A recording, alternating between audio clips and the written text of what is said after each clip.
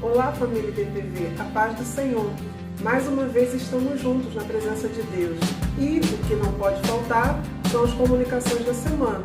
Então, fique ligado.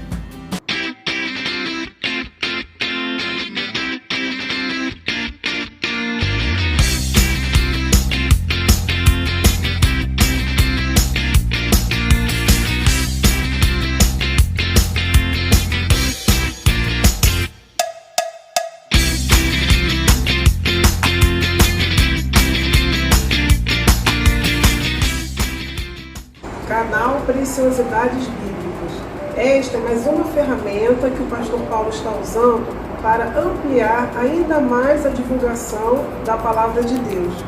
Então, acesse, se inscreva, comente e compartilhe com sua família, seus amigos e seus vizinhos.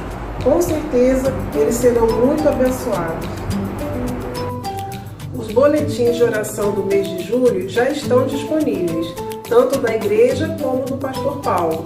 Então, para você acessar os novos pedidos, basta que você clique nos links que foram enviados por meio do grupo de WhatsApp da igreja ou do pastor. Interceda por sua igreja. As reuniões da igreja continuam acontecendo a todo vapor. Você não pode deixar de participar dos encontros de intercessão, dos cultos de celebração e nem dos encontros de célula que acontecem durante a semana. Participe e convide quantas pessoas você quiser. A ceia do Senhor será celebrada durante o culto da noite de hoje. Então, planeje-se e separe o suco de uva e o pão. Participe juntamente com toda a igreja desse momento tão especial para os cristãos.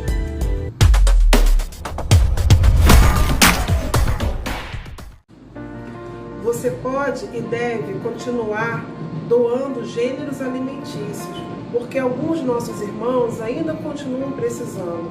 Você pode deixar os gêneros na igreja, ou se você preferir, você pode fazer a sua doação em espécie ou realizando uma transferência. Basta que você preencha o envelope de dízimo, destinando o valor à ação social. A palavra de Deus nos ensina que nós devemos dar graças em tudo. E nós somos gratos a Deus por todo o valor que nós conseguimos arrecadar durante a campanha para a aquisição de um imóvel para eventos especiais. A campanha encerrou no último domingo, mas se você quiser, você pode continuar contribuindo. Basta que você especifique no envelope de dízimos e ofertas o valor. Dar suporte espiritual à igreja perseguida nas nações mais fechadas do mundo. Alcançar pessoas que nunca ouviram falar de Jesus. Cuidar de irmãos que dedicam 100% de suas vidas para levar a palavra de Deus até os confins da terra. Enviar recursos para cristãos que habitam nos países mais pobres do mundo. Tudo isso se chama missões.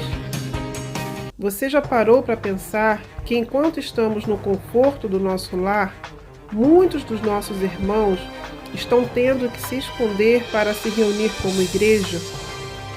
São impedidos de abrir seus lábios para adorar ao Deus vivo. Outros proibidos de ler a Bíblia. Alguns vilipendiados, presos, torturados e até mesmo sendo mortos. E é por isso que há anos a Igreja Batista Palavra Viva realiza a campanha de missões.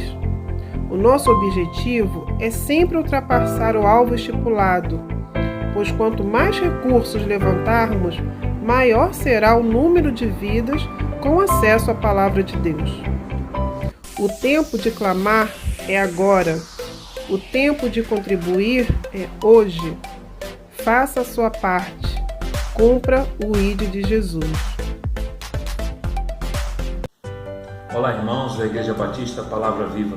Pastor Inésio, mais uma vez aqui com vocês, em nome da Global Commission Partners. Venho aqui apresentar os nossos principais desafios para o ano de 2020, para que vocês orem pela possibilidade de incluí-los na campanha missionária deste ano. Nós permaneceremos enviando cestas básicas para os nossos irmãos, atender os nossos irmãos de Índia, Bangladesh e Paquistão, principalmente esses 3 países, pois a carência é enorme, absurda. Nós já enviamos 600 cestas e queremos nos preparar para, no mês de julho, enviar 400 novas cestas. Nós temos não apenas o desafio já conhecido de todos, mas um desafio agravado em Bangladesh. Um furacão que não se via há mais de 20 anos devastou boa parte daquele país pobre que já vinha sofrendo terrivelmente com a pandemia.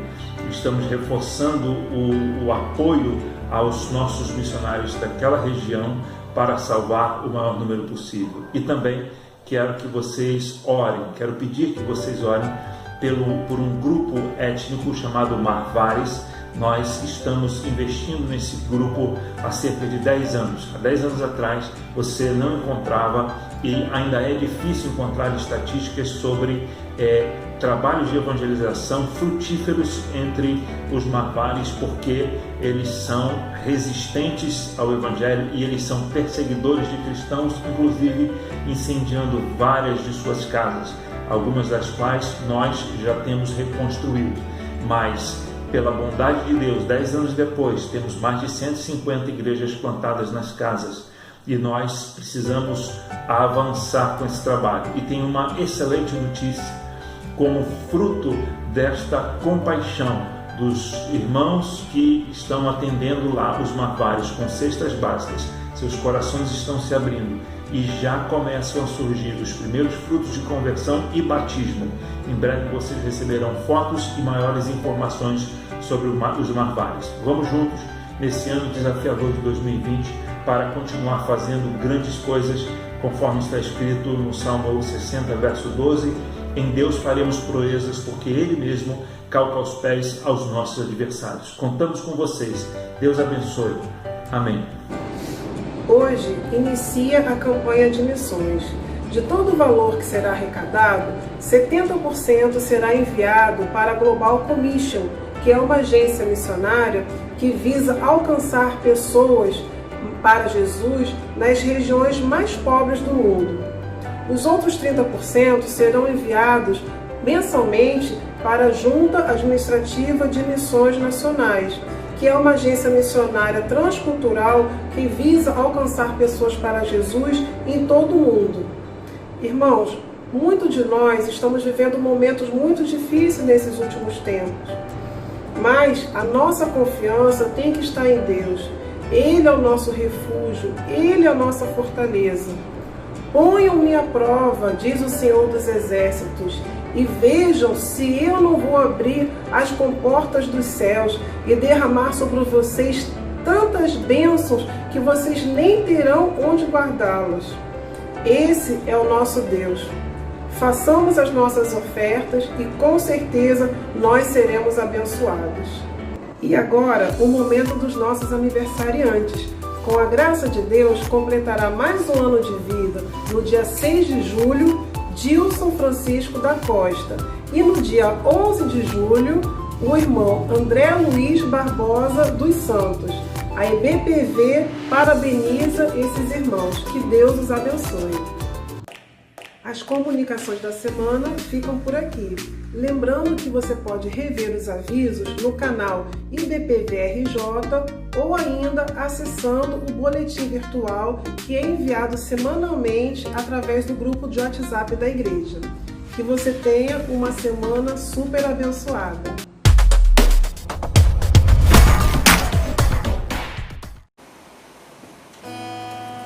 Graça e paz, igreja. Essa noite nós vamos estar celebrando a ceia do Senhor, esse momento que é tão importante. Nós não estamos reunidos no templo, mas em nossas casas nós vamos poder celebrar a ceia do nosso Senhor Jesus. E as canções que vamos ministrar nessa noite falam sobre a cruz, falam sobre o sacrifício que Jesus Cristo fez por nós. E por meio desse sacrifício, hoje nós temos vida eterna, nós temos acesso ao nosso Pai, temos acesso a Deus. E eu convido você essa noite a celebrar Jesus, o nome de Jesus, junto conosco. Amém?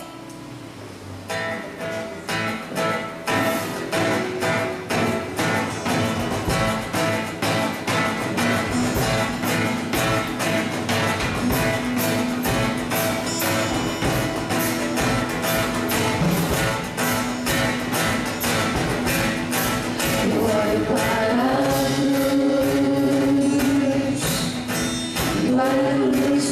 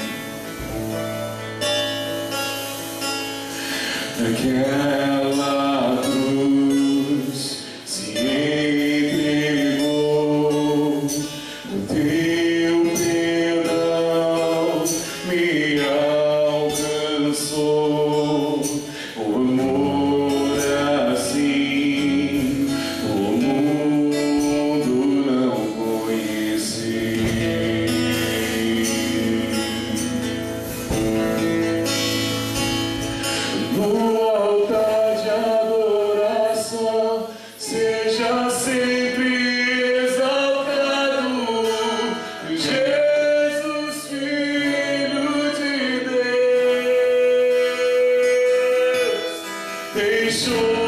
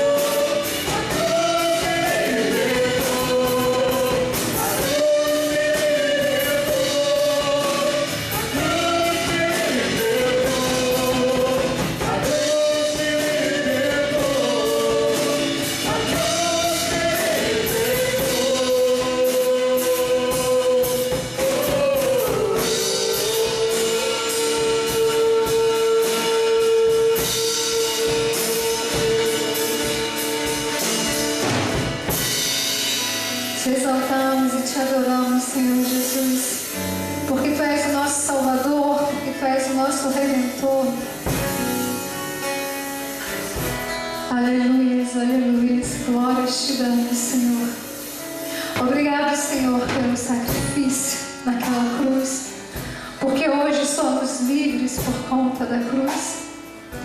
Nós te exaltamos, nós te glorificamos e rendemos a Ti toda a glória, toda a honra e toda a adoração. É no nome de Jesus que eu oro. Amém e amém.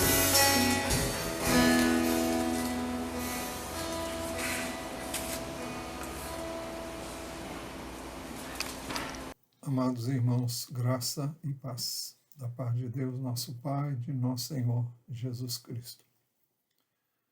Estamos reunidos agora para celebrarmos a ceia do Senhor. E antes de mais nada, vamos orar. Senhor, estamos reunidos em nome do Senhor Jesus. Te damos graças, ó Pai, por este momento e essa oportunidade que temos de buscar a Tua face. E pedimos que o Senhor venha encontrar-nos nesse momento, tornando singular, tornando especial pela Tua presença em nós e entre nós. Que o Senhor seja glorificado por meio deste momento. Que o Teu Filho seja glorificado também. Nós pedimos que Tu nos conduzas e nos abençoes no propósito que temos de nos lembrarmos de tudo que aconteceu naquele dia, quando foi celebrada a primeira ceia. Nós pedimos isso no nome de Jesus. Amém. Muito bem, eu gostaria que vocês abrissem as suas Bíblias no Evangelho de Mateus, capítulo 26,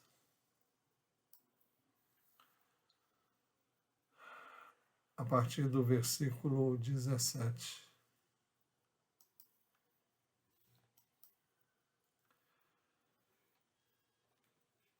No primeiro dia da festa dos pães sem fermento, os discípulos vieram a Jesus e lhe perguntaram: onde quer que façamos os preparativos para que o Senhor possa comer a Páscoa?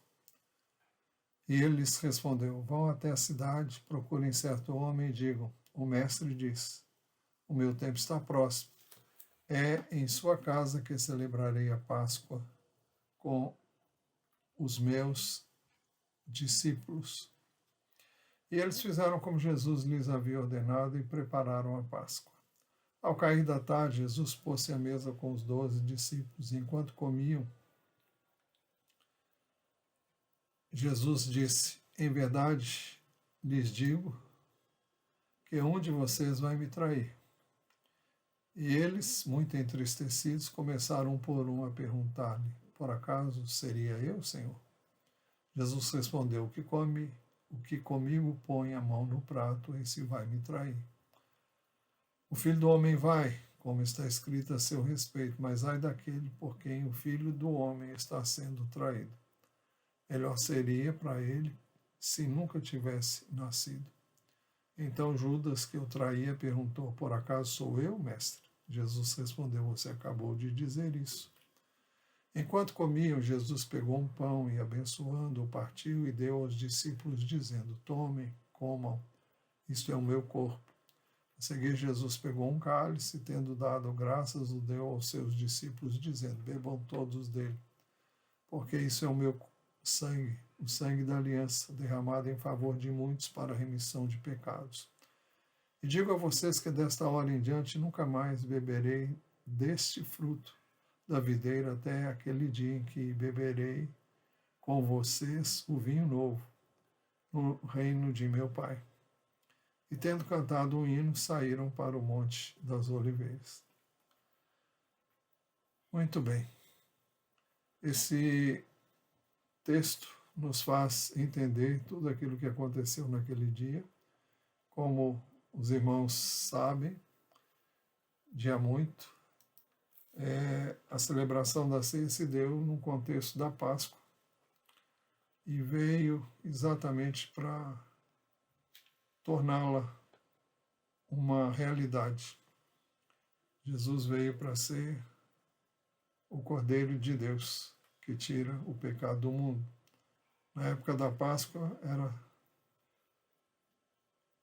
cordeiros eram sacrificados para que o povo pudesse lembrar do que aconteceu no Egito quando o povo saiu de lá, orientado pelo Senhor quanto à maneira como eles deviam fazer depois que tivessem saído de lá nos anos seguintes, exatamente, nos anos seguintes. Pois bem, é isso que está acontecendo. Jesus está celebrando a Páscoa com seus discípulos. O texto diz: no primeiro dia da festa dos pães sem fermento, os discípulos vieram a Jesus e lhe perguntaram: onde quer que façamos os preparativos para que o Senhor possa comer a Páscoa? Então era o dia em que o cordeiro deveria ser imolado. E ele lhes respondeu: vão até a cidade, procurem certo homem e digam: o mestre diz, o meu tempo está próximo. Em sua casa que celebrarei a Páscoa com os meus discípulos. Também, se alguém perguntar quem é esse homem, será que ele terá entendido que Jesus disse: o meu tempo está próximo? Não sei. E possivelmente ele não sabia e os seus discípulos também não entendiam perfeitamente isso. Mas o fato é que ele deixou registrado, talvez muito mais para nós do que para aquele homem que talvez não tenha entendido o que ele disse. E no momento em que ele disse, eu creio que nem os seus discípulos sabiam o que ele estava dizendo.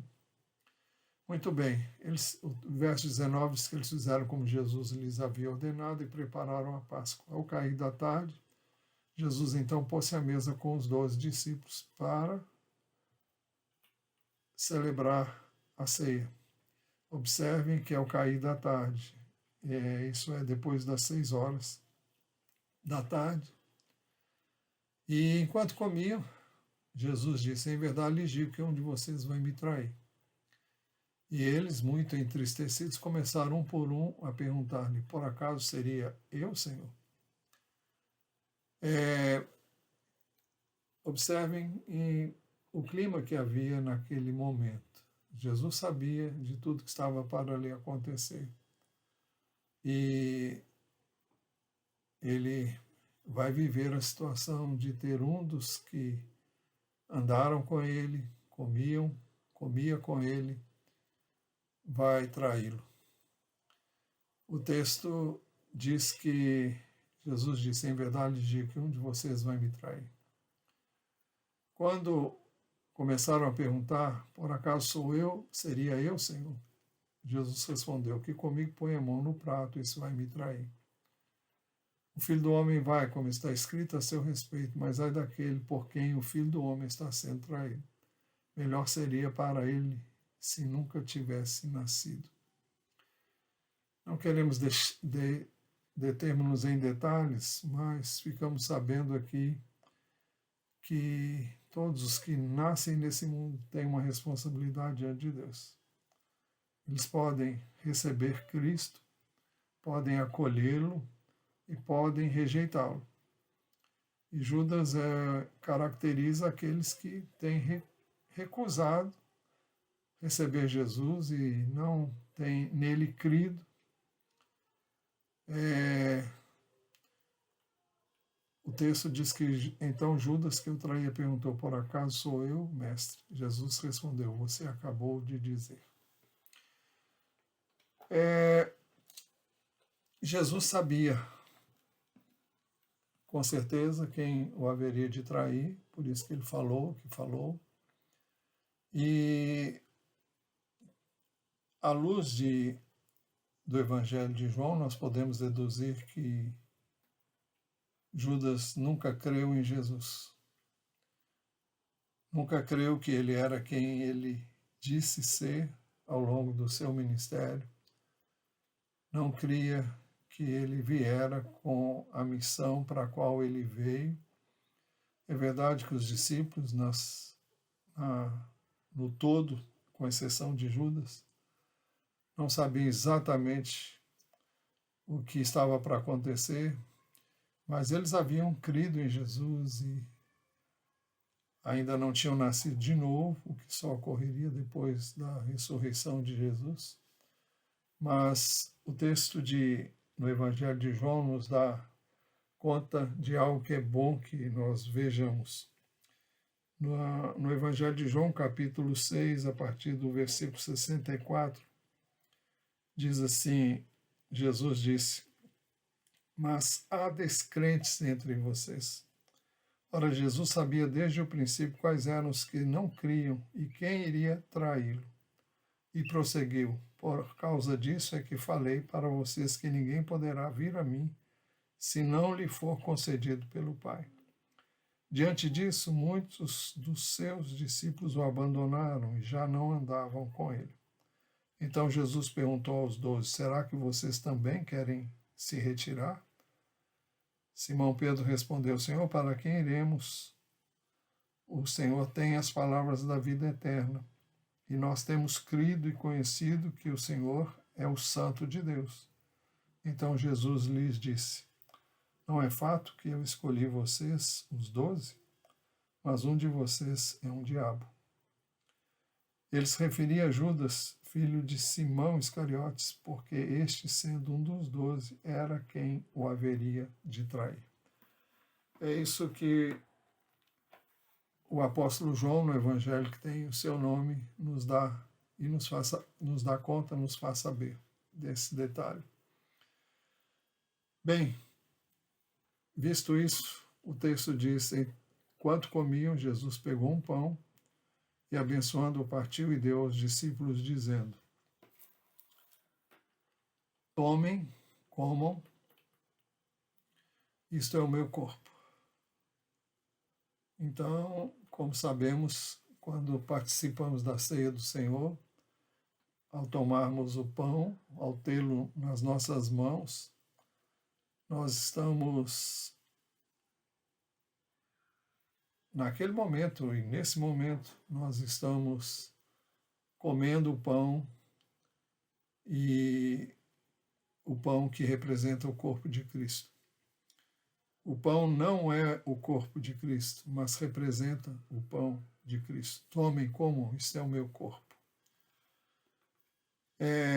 A seguir, Jesus pegou um cálice e, tendo dado graças, o deu aos seus discípulos, dizendo, bebam todos dele, porque isso é o meu sangue, o sangue da aliança derramado em favor de muitos para a remissão de pecados. Então Jesus deixou claro que o pão representa o seu corpo e que o conteúdo do cálice, o vinho, representa o sangue que ele haveria de derramar, porque isso é o meu sangue, o sangue da aliança derramado em favor de muitos para a remissão de pecados. Esse texto é de uma clareza imensa e nos faz saber que Jesus derramaria o seu sangue para nos remir de todo o pecado. E ele diz ainda mais, e digo a vocês que dessa hora em diante nunca mais beberei deste fruto da videira até aquele dia em que beberei com vocês o vinho novo no reino de meu Pai. O texto termina assim, e tendo cantado um hino, saíram para o Monte das Oliveiras. Muito bem, nós vamos agora celebrar a ceia do Senhor, e é importante que ao fazê-lo, nós tenhamos consciência de que devemos estar cientes do que representa o corpo de Cristo. Ou melhor, o que representa o pão e o vinho, que, como já dissemos, representam o corpo e o sangue de Cristo. E ao participarmos da ceia, nós devemos nos lembrar de que temos parte no sacrifício de Jesus. Ele morreu por nós, ele se deu a si mesmo por nós, ele derramou o seu sangue por nós. E é importante que nós tenhamos consciência de que estamos nele, que temos uma aliança com Ele. Ele disse, porque isso é o meu sangue, o sangue da aliança, derramado em favor de muitos para a remissão de pecados. Então, ao bebermos do cálice, nós estamos dizendo que estamos em aliança. Temos uma aliança com Ele. E o texto de 1 Coríntios nos convida a nos autoexaminarmos. É importante que cada um examine-se a si mesmo e veja se sabe realmente o significado da ceia. Não por ouvir dizer, por ter aprendido, mas porque sabe que tem uma aliança com Cristo. Tem uma aliança através do seu sangue, do seu corpo, imolado na cruz do Calvário. E se você tem essa experiência de regeneração, de salvação e regeneração, se você é nova criação, se você está em Cristo, se você está ligado à Igreja do Senhor e já se identificou com Ele na sua morte e ressurreição por meio do batismo, então você é convidado a participar conosco da celebração da ceia. Neste momento, eu vou convidar a minha esposa para juntos celebrarmos a ceia do Senhor enquanto vocês fazem o mesmo.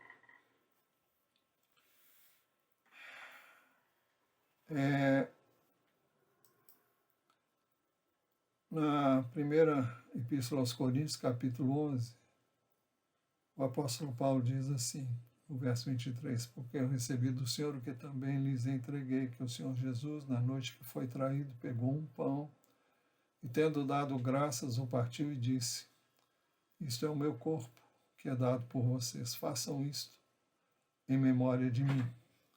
Do mesmo modo, depois da ceia, pegou também o cálice, dizendo, este cálice é a nova aliança no meu sangue. Façam isso todas as vezes que o beberem em memória de mim. Porque todas as vezes que comerem este pão e beberem o cálice, vocês anunciam a morte do Senhor até que Ele venha. E o texto diz que Jesus, que o Senhor, Jesus, na noite que foi traído, pegou um pão e, tendo dado graças, o partiu. Então vamos dar graças. Senhor, nós te damos graças por participarmos dessa hora. Pedimos que o Senhor receba a nossa gratidão de coração e que tu sejas glorificado mais uma vez. Nós damos graças pelo pão, damos graças pelo vinho e pedimos que o Senhor abençoe estes elementos dos quais vamos participar. É no nome de Jesus que oramos. Amém. Muito bem.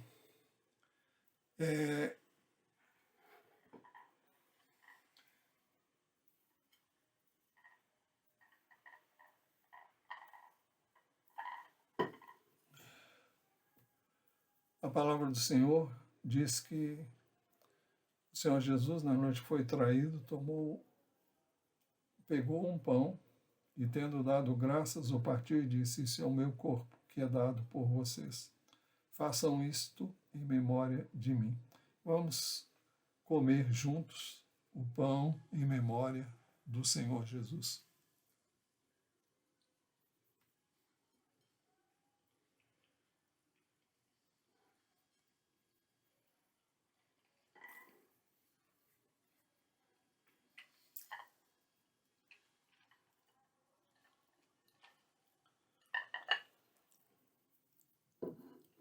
A palavra também diz que, do mesmo modo, depois da ceia, pegou também o cálice, dizendo, este cálice é a nova aliança no meu sangue. Façam isso todas as vezes que o beberem em memória de mim. Então vamos fazer vamos beber do conteúdo do cálice em memória do Senhor Jesus. Vamos fazer isso juntos.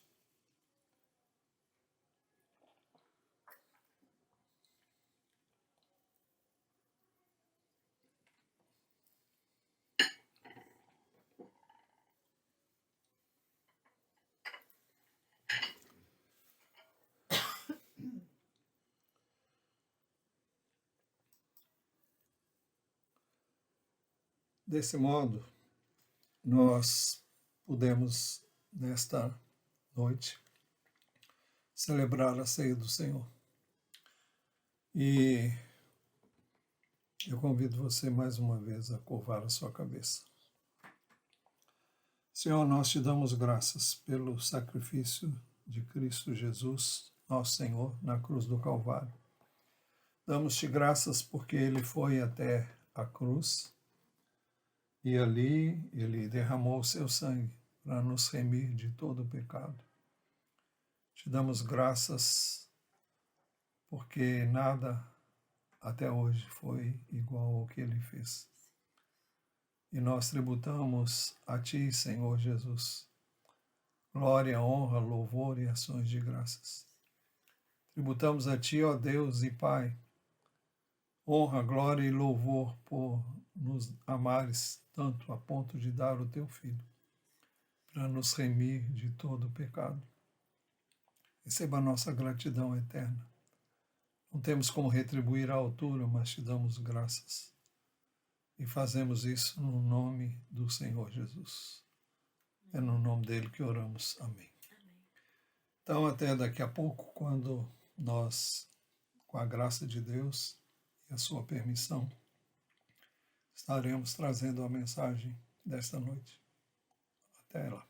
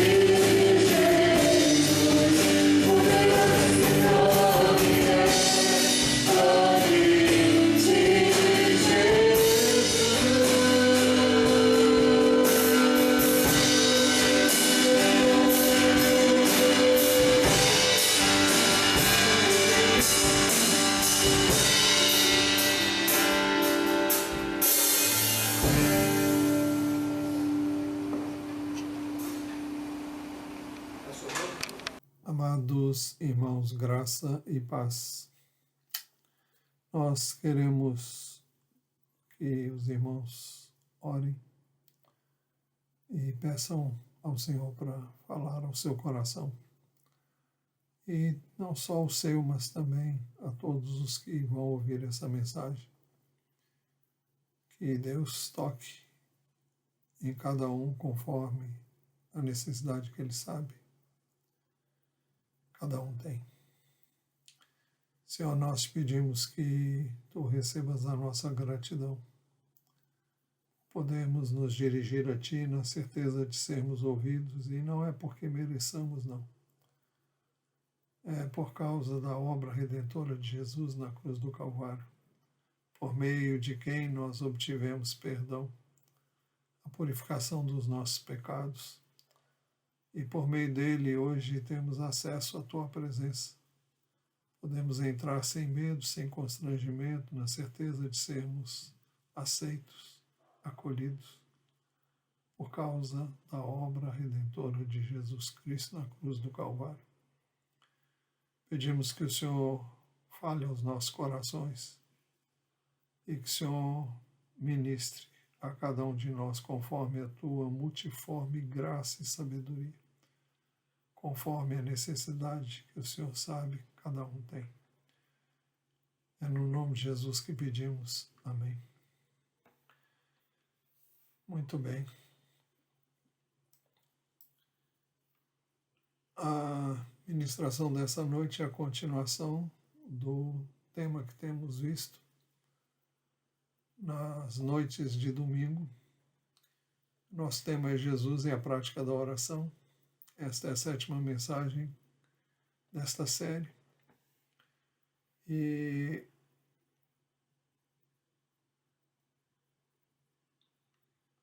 nós temos visto que Jesus estava orando em certo lugar, e quando ele terminou de orar,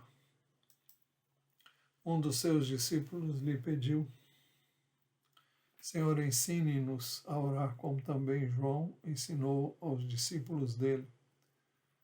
Esse fato e a oração que Jesus ensinou aos seus discípulos estão registrados em Lucas, capítulo 11, versos de 1 a 4. O Evangelho de Mateus também registra a oração ensinada por Jesus de maneira mais ampla. E por isso nós vamos nos deter nesse texto, onde Jesus nos ensinou a orar, dizendo: portanto, orem assim. Mateus 6, 9 a 15. Portanto, orem assim: Pai nosso que estás nos céus, santificado seja o teu nome, venha o teu reino, seja feita a tua vontade, assim na terra como no céu. O pão nosso de cada dia nos dá hoje, e perdoa-nos as nossas dívidas, assim como nós também perdoamos aos nossos devedores. E não nos deixes cair em tentação, mas livra-nos do mal, pois teu é o reino, o poder e a glória para sempre. Amém. Porque se perdoarem aos outros as ofensas deles, também o Pai de vocês que está no céu perdoará vocês. Se, porém, não perdoarem aos outros as ofensas deles, também o Pai de vocês não perdoará as ofensas de vocês. Nesta oração, Jesus ensinou princípios importantes sobre a oração. Por isso que ele diz: portanto, orem assim. O primeiro princípio é que nossa oração deve ser dirigida ao Pai. Por isso que ele ensinou-nos a orar Pai Nosso. Segundo princípio, a oração deve ser dirigida ao Pai que está nos céus. Por isso que ele nos ensinou a orar Pai Nosso que estás nos céus. Terceiro princípio, devemos orar ao Pai pedindo que o seu nome seja santificado. Por isso ele nos ensinou a orar: santificado seja o teu nome. Quarto princípio, devemos orar ao Pai pedindo que venha o seu reino. Por isso que ele nos ensinou a orar pedindo: venha o teu reino.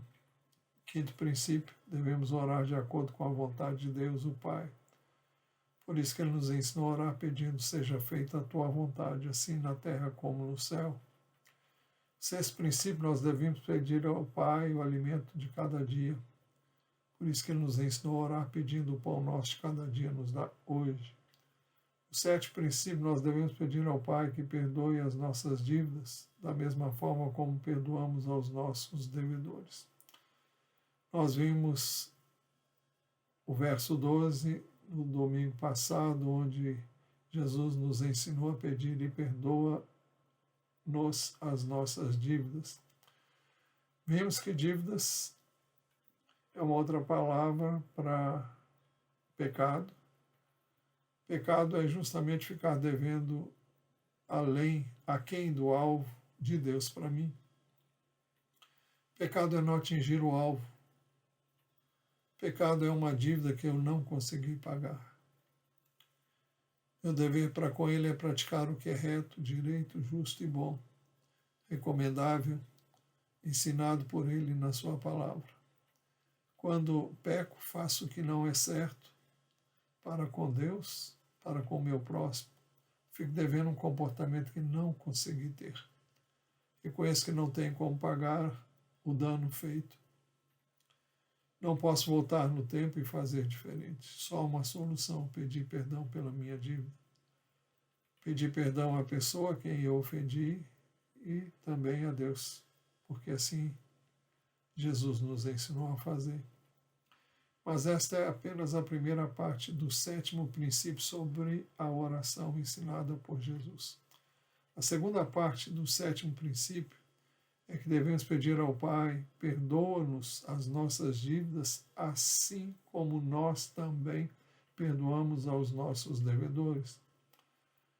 O Pai, que está nos céus, está pronto para nos perdoar, desde que tenhamos também um coração perdoador. Perdoa-nos as nossas dívidas, assim como nós também perdoamos aos nossos devedores. Nós também perdoamos. A edição revista e atualizada diz assim: e perdoa-nos as nossas dívidas, assim como nós temos perdoado aos nossos devedores. Eu vou repetir: e perdoa-nos as nossas dívidas, assim como nós temos perdoado aos nossos devedores. O tempo e o modo deste verbo falam de uma atitude contínua, de um coração perdoador. O Pai está pronto para nos perdoar, desde que tenhamos também um coração perdoador.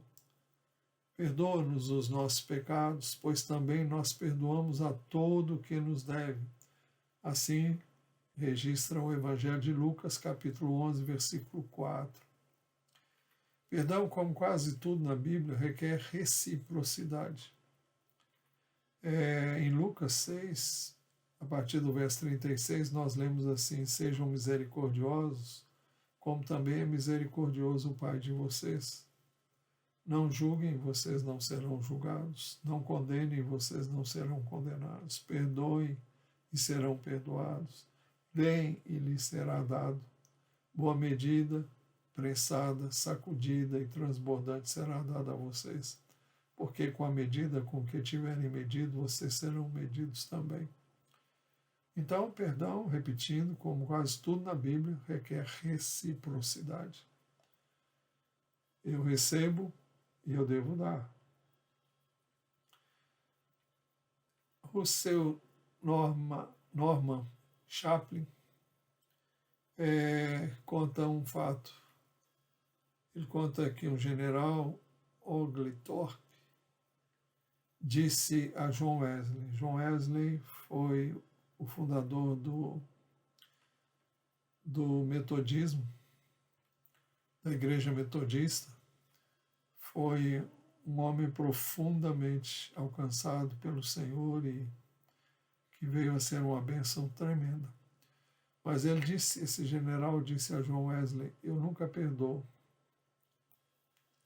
John Wesley respondeu: então, Senhor, espero que nunca peque. E há também uma lenda acerca de Leonardo da Vinci. Eu não tenho uma ilustração melhor do que esta. É uma lenda. A lenda diz que Leonardo da Vinci, ao pintar o corpo de um homem que representava Judas Iscariotes, pintou o rosto deste exatamente como o rosto de alguém que era seu inimigo pessoal. Depois, ao tentar pintar o rosto de Jesus, por mais que quisesse, ele não conseguia. Então ele perdoou o seu inimigo pessoal e apagou o seu rosto da figura de Judas Iscariotes. Naquela noite, em sonho, viu o rosto de Cristo, que veio a ser a imagem por ele pintada para representar a Jesus. Bem, é uma lenda, mas ilustra bem o ensino de Jesus.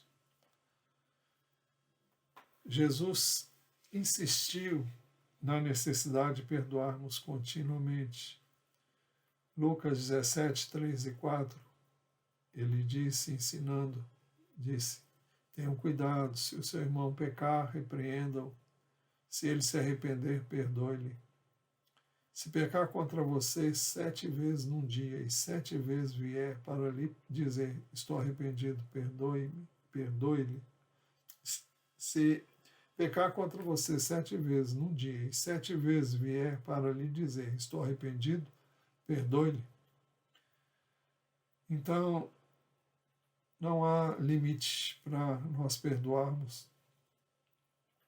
Jesus falou sobre a necessidade que nós temos de mostrar a quem pecar o seu erro. Mateus 18, 15 a 17, ele disse, se o seu irmão pecar contra você, vai e repreenda-o em particular. Se ele ouvir, você ganhou seu irmão. Mas se não ouvir, leve ainda com você 1 ou 2 pessoas, para que pelo depoimento de 2 ou 3 testemunhas toda a questão seja decidida. E se eles recusarem ouvir essas pessoas, exponha o assunto à igreja. E se ele recusar ouvir também a igreja, considere-o como gentio e publicano.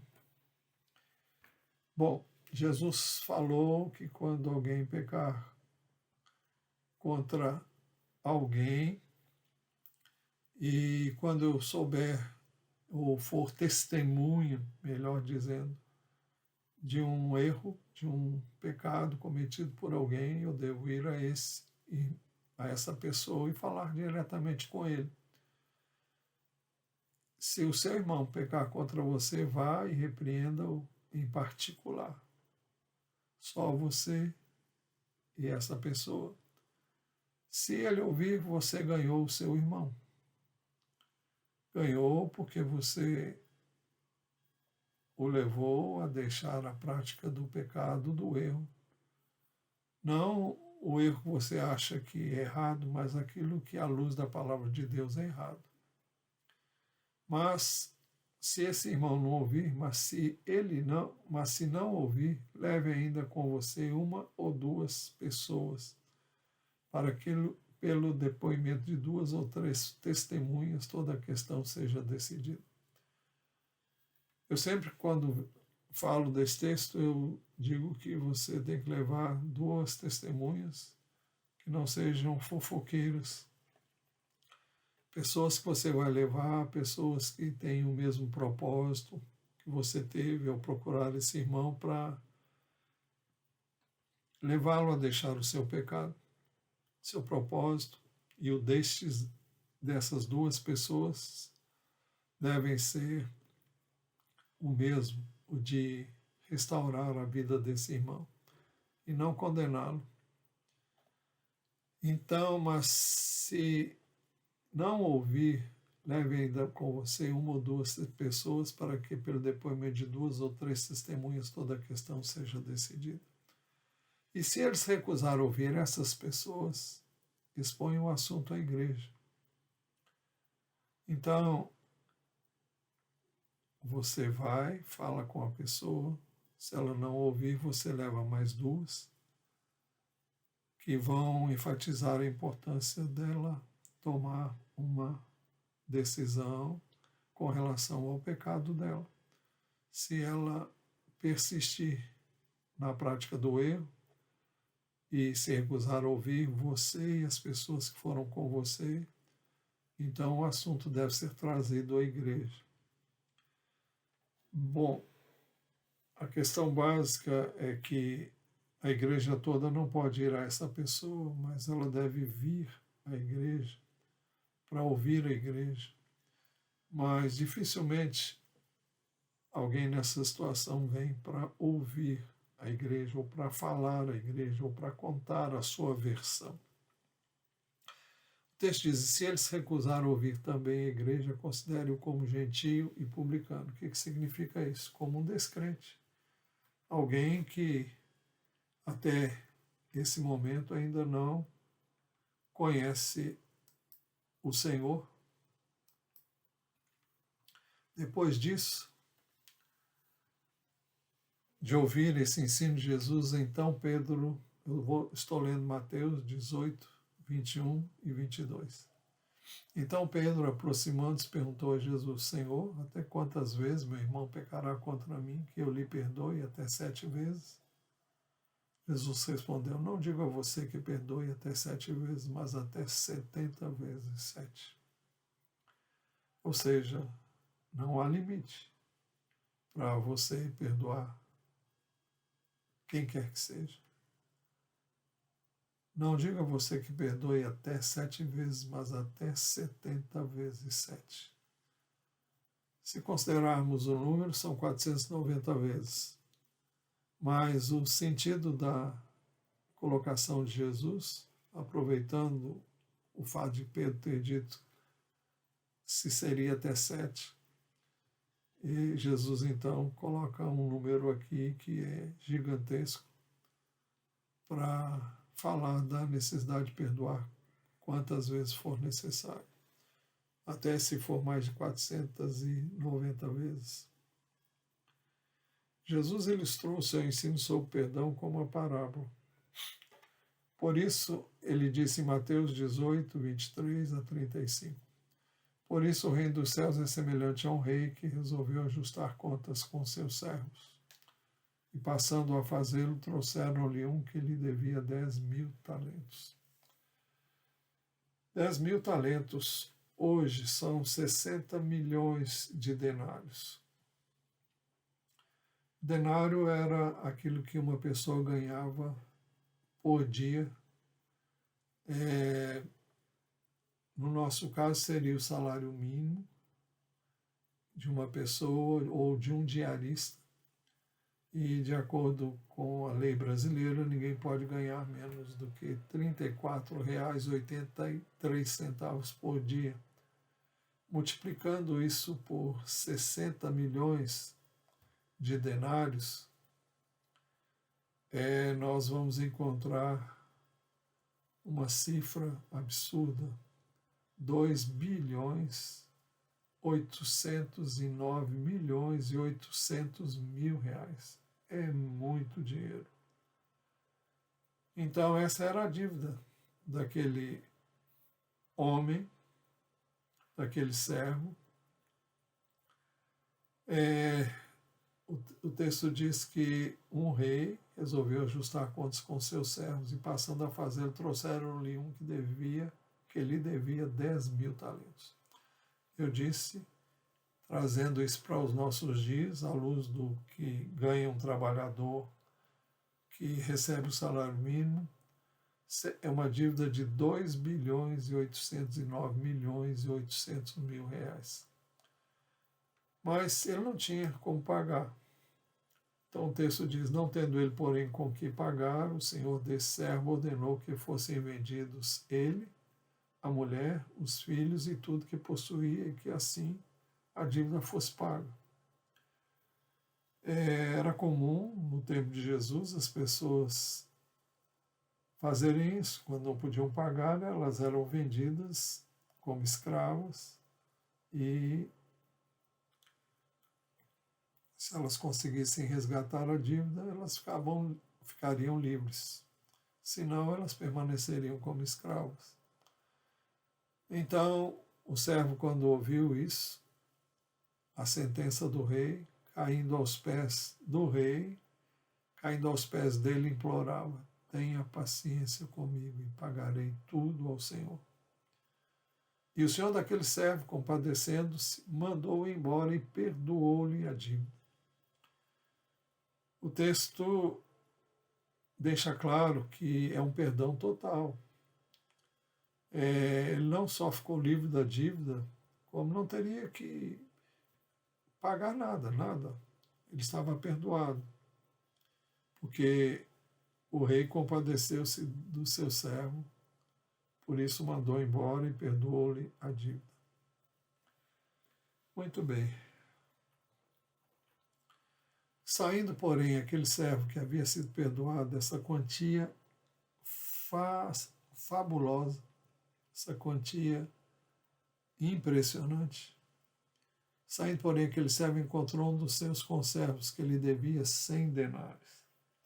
100 denários seria R$3.483. Comparando isso com a dívida dele, que era de bilhões, era uma quantia irrisória, uma quantia pequena, insignificante. Mas o que esse servo que foi perdoado de uma quantia tão grande fez? Ele agarrou esses conservos, começou a sufocá-lo dizendo: pague-me o que você me deve. Então seu conservo, caindo aos pés dele, pedia.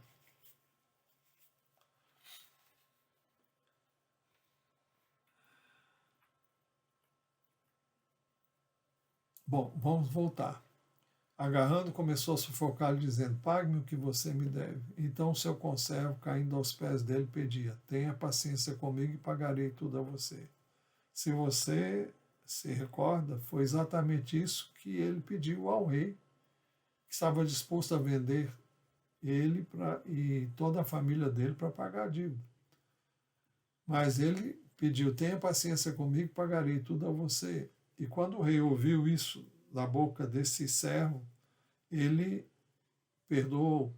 Mas ele, esse servo perdoado, ao ouvir esse pedido de alguém que lhe devia uma quantia pequena, o texto diz que ele, porém, não quis perdoar, não quis ter compaixão.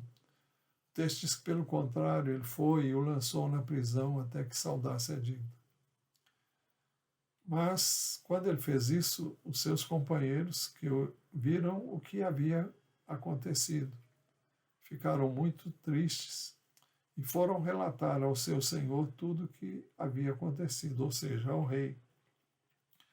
Então o senhor, chamando aquele servo, lhe disse: servo malvado, eu lhe perdoei aquela dívida toda porque você me implorou.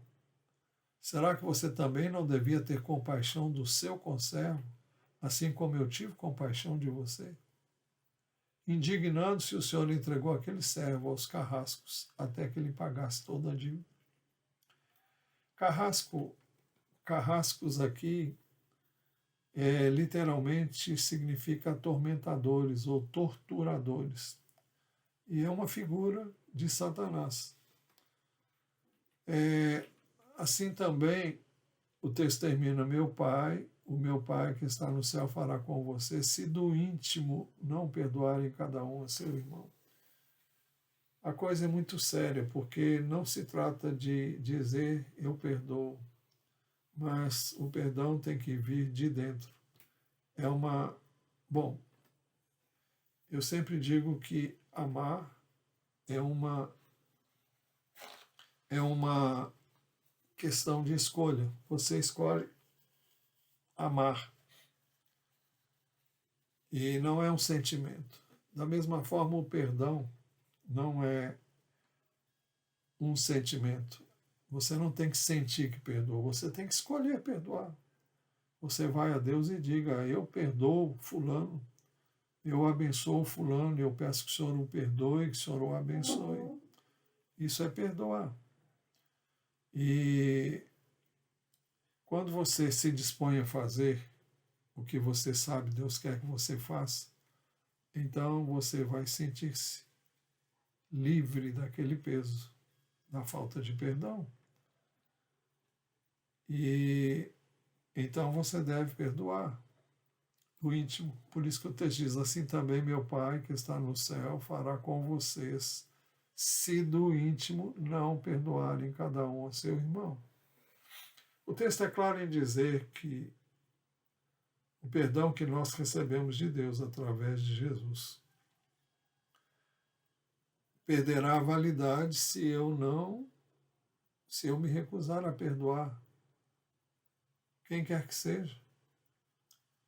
porque eu fui perdoado de todos os meus pecados. Jamais poderia pagar essa dívida. Eu creio que todos nós, se fizermos uma autoanálise, se olharmos para trás, nós temos muito que agradecer a Deus, porque Ele nos tem perdoado de tantos pecados, de tantos erros que cometemos ao longo da nossa vida. Todos nós, se pudéssemos reescrever a nossa história, a reescreveríamos de maneira diferente. Mas eu não posso voltar lá atrás, eu não posso refazer o que eu fiz de errado, eu não posso mudar o que já foi feito. Então, eu preciso de perdão. E Jesus perdoou todos os meus pecados.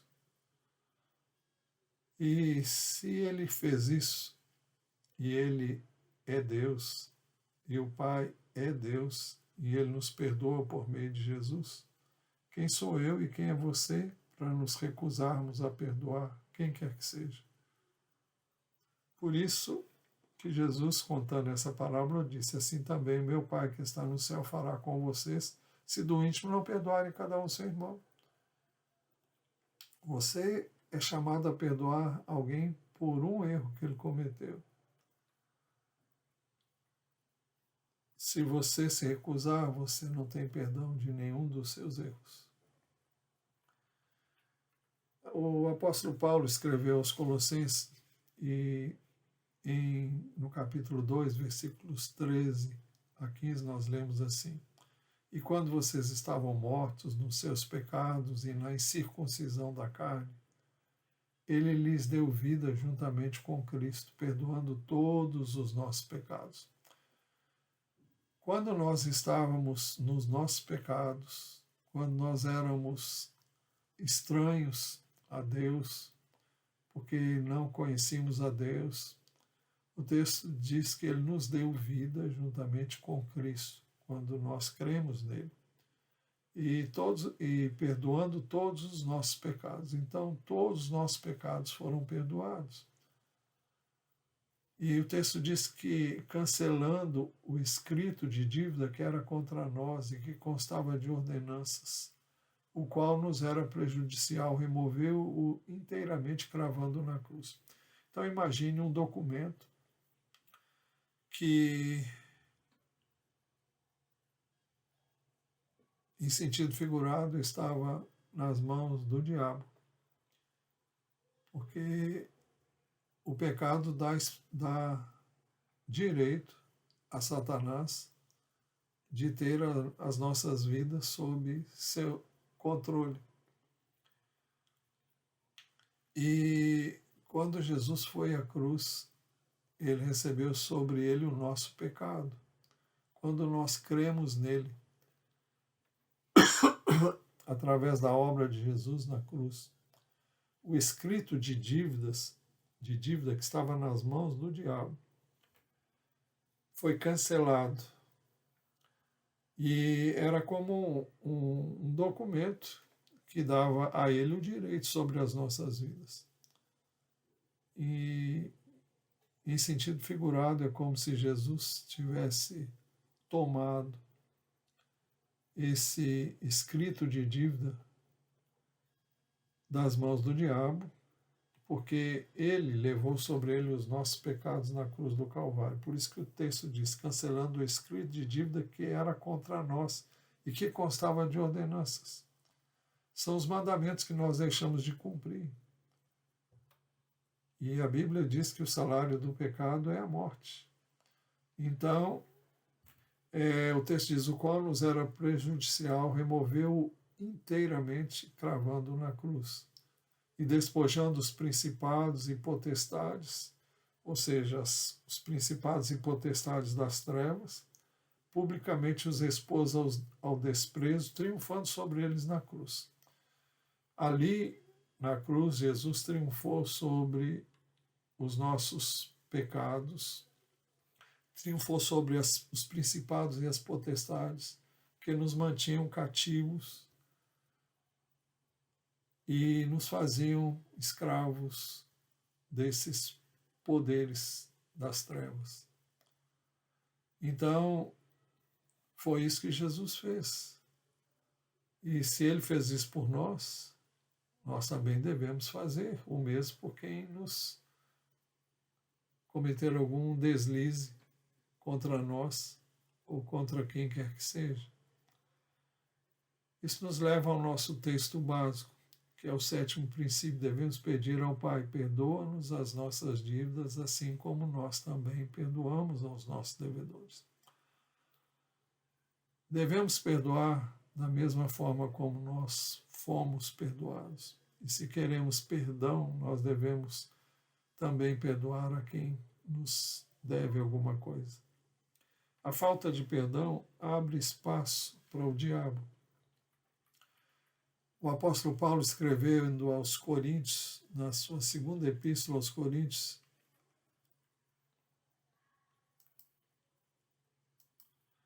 ele disse assim, capítulo 2, versos 10 e 11: a quem vocês perdoam alguma coisa, eu também perdoo, pois o que perdoei, se é que perdoei alguma coisa, eu fiz por causa de vocês, na presença de Cristo, para que Satanás não alcance vantagem sobre nós, pois não ignoramos quais são as intenções dele. O que o texto está dizendo é que nós devemos perdoar para que não venhamos a dar espaço para o inimigo agir. A falta de perdão é pecado. E o pecado abre espaço para que o inimigo venha, deite e role na vida de quem está em pecado. Então, o que dá direito à ação do inimigo na vida das pessoas é o pecado. E quando eu deixo de perdoar alguém, eu estou vulnerável, totalmente vulnerável à ação do inimigo. E por isso que ele diz, para que Satanás não alcance vantagem sobre nós, pois não ignoramos quais são as intenções dele. O tempo todo ele cria situações para que eu e você fiquemos ressentidos contra quem nos entristece, quem falha, quem nos decepciona, quem nos fere de alguma forma. E nós somos tentados o tempo todo a ficar ressentidos contra quem pecou contra nós. E ele nos adverte sobre a necessidade de perdoarmos. Ele diz que ele perdoa, que ele perdoava. A quem vocês perdoam alguma coisa, eu também perdoo. Pois o que perdoei, se é que perdoei alguma coisa, porque ele dá a entender que ele não tinha nada para perdoar.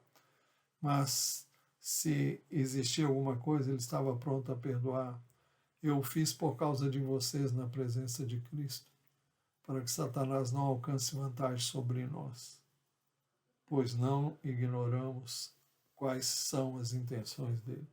A intenção dele as intenções dele são a de nos fazer presa dele através do pecado, ou seja, através da falta de perdão. É um caminho que ele se vale para nos levar a ser aprisionados e cativos a ele através da falta de perdão. Por isso que a falta de perdão impede que as nossas orações sejam ouvidas. Escrevendo na sua primeira epístola, o apóstolo Pedro diz assim, dirigindo-se aos maridos, no capítulo 3, versículo 7, na sua primeira epístola: maridos, vocês igualmente vivam a vida comum do lar com discernimento, dando honra à esposa, por ser a parte mais frágil e por ser co-herdeira da mesma graça da vida. Agindo assim, as orações de vocês não serão interrompidas. Se nós não formos sensíveis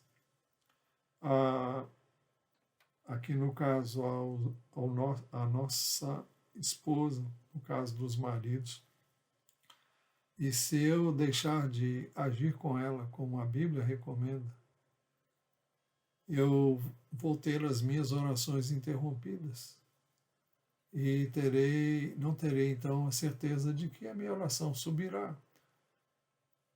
Não é questão de não ter certeza, é que eu não vou ter como continuar orando se eu estou em pecado, se eu deixar de viver a vida comum do lar com discernimento, se eu deixar de dar honra à esposa como vaso mais frágil, e por ser ela cordeira da mesma graça da vida.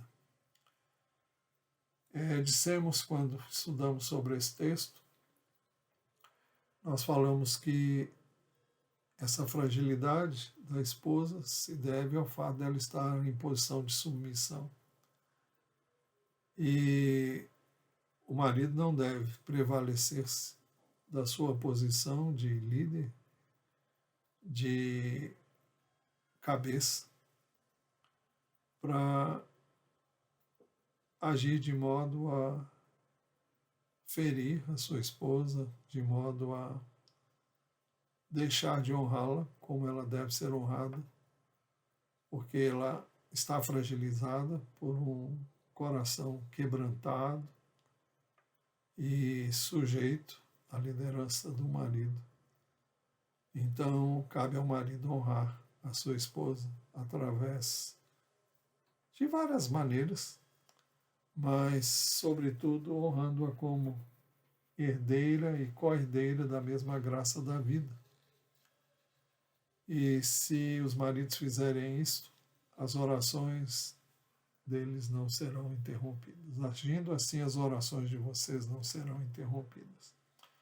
A falta de perdão impede que recebamos o perdão de Deus. Por isso que Mateus 6, 14 e 15, depois de ensinar os seus discípulos a orar, ele disse, porque se perdoarem aos outros as ofensas deles, também o Pai de vocês que está no céu perdoará vocês. Se, porém, não perdoarem aos outros as ofensas deles, também o Pai de vocês não perdoará as ofensas de vocês. Então, para que nós recebamos perdão, nós temos que nos dispor a perdoar. A falta de perdão é como o pecado deliberado. Hebreus 10, 26 em diante diz assim, porque se continuarmos a pecar de propósito, se eu sei que eu tenho que perdoar e não perdoo, porque se continuarmos a pecar de propósito, depois de termos recebido o conhecimento da verdade, já não resta sacrifício pelos pecados. Pelo contrário, resta apenas uma terrível expectativa de juízo e fogo vingador prestes a consumir os adversários. O texto diz ainda mais, quem tiver rejeitado a lei de Moisés morre sem misericórdia pelo depoimento de 2 ou 3 testemunhas. Imaginem quanto mais severo deve ser o castigo daquele que pisou o Filho de Deus. Por que pisou o Filho de Deus? É porque você se recusou a perdoar tanto, da mesma forma como Jesus perdoou você através da sua morte na cruz. Para que você pudesse obter perdão, Jesus foi à cruz. E se eu me recuso a perdoar, eu estou literalmente pisando no Filho de Deus.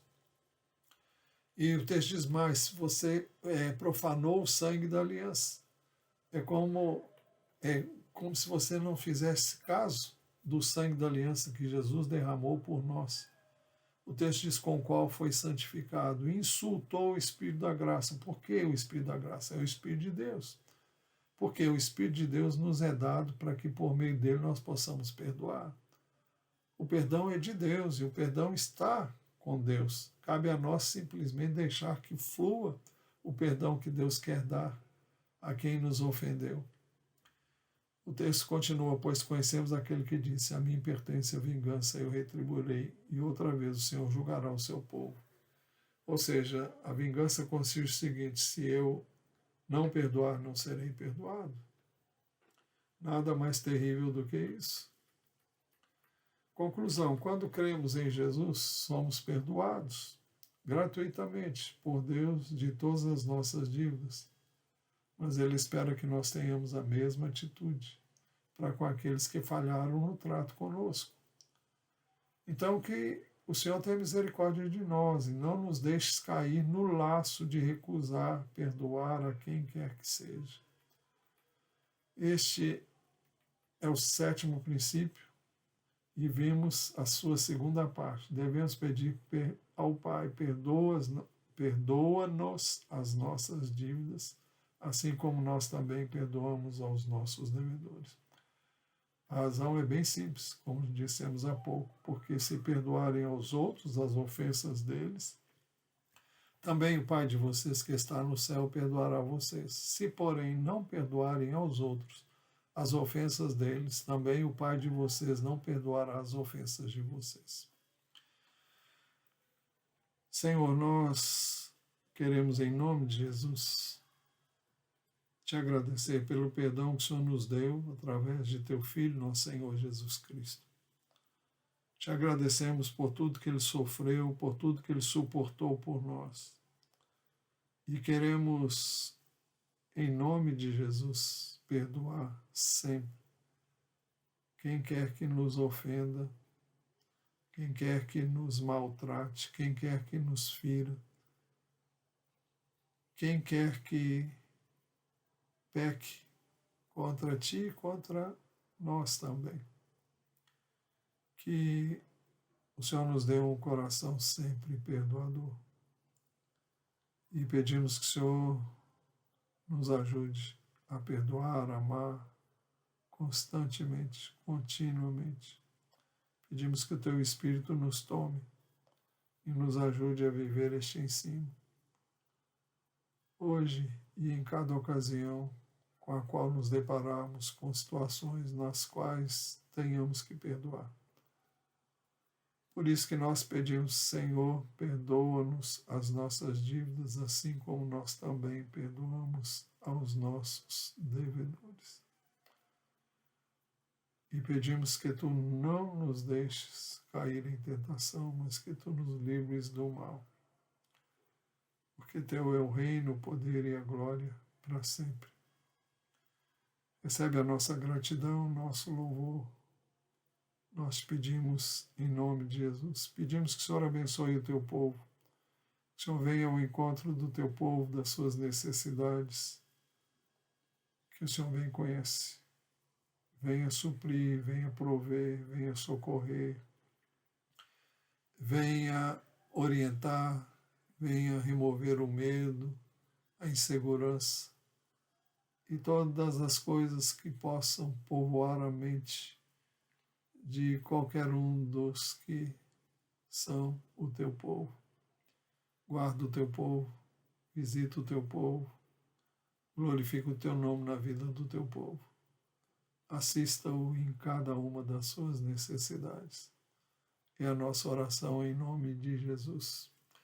E agora que a graça de nosso Senhor Jesus Cristo, o amor de Deus, o Pai, a comunhão e as consolações do Santo Espírito de Deus sejam sobre todos nós agora e para todos sempre.